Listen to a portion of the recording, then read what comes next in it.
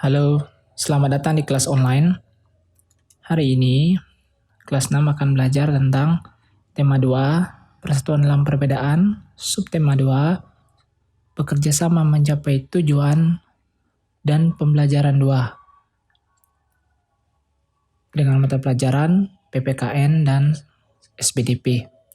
Kita mulai dengan PPKN. Kita akan belajar tentang persatuan dan kesatuan.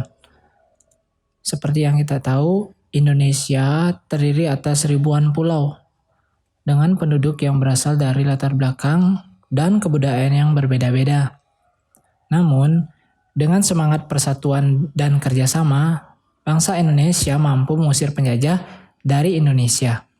Itulah pentingnya persatuan dan kesatuan. Meskipun kita berbeda pulau, berbeda agama, berbeda ras, kita harus tetap bersatu demi mempertahankan Negara Kesatuan Republik Indonesia.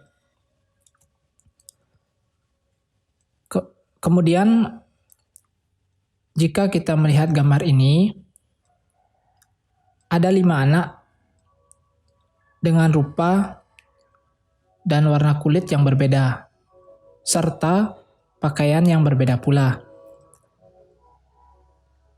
Tuhan menciptakan kita dengan keragaman. Anak-anak bisa lihat pada gambar ini.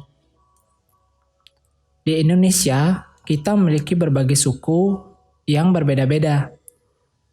Ada suku Papua, ada Kalimantan, ada Batak, ada suku Bali, suku Asmat, dan yang lainnya. Selain perbedaan suku, kita di Indonesia juga terdiri dari berbagai macam ras. Ras itu adalah genetik yang membuat rupa atau warna kulit kita berbeda dengan teman kita yang lain.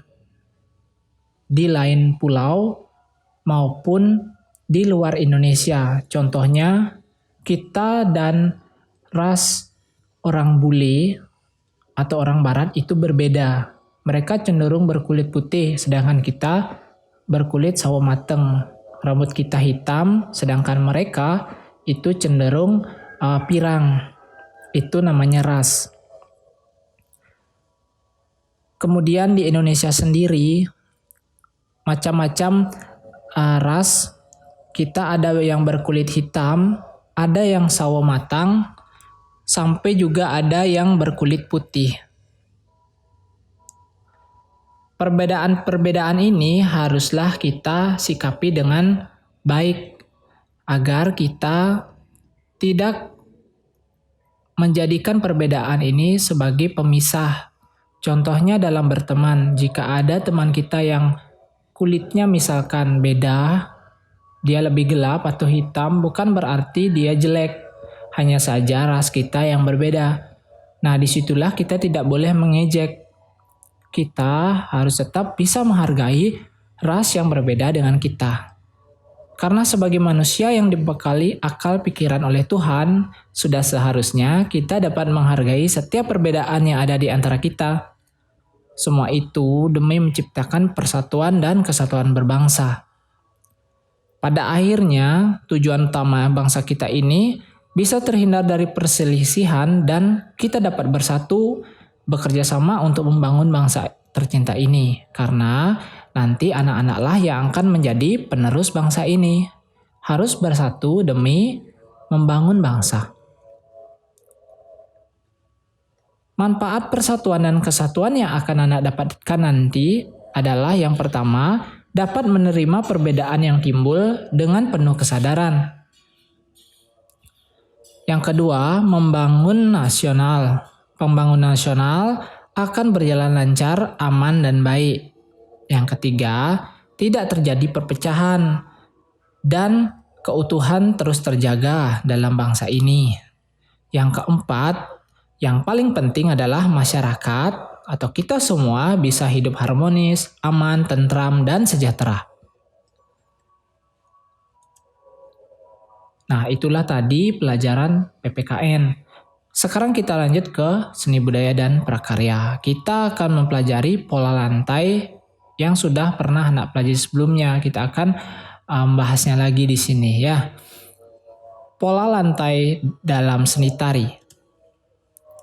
Pola lantai perlu kita pelajari jika ingin menguasai satu tarian. Karena pola lantai sendiri sering digunakan pada beberapa tarian, terutama tari berkelompok.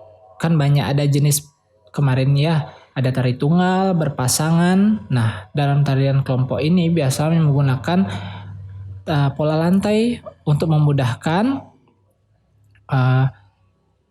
penari ya dalam mencari posisi.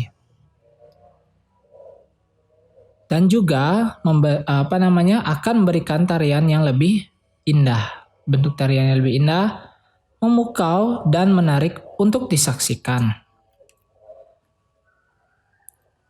Pola lantai ini seperti yang Bapak bilang tadi itu berfungsi untuk mempermudah perpindahan tempat penari dalam bentuk formasi.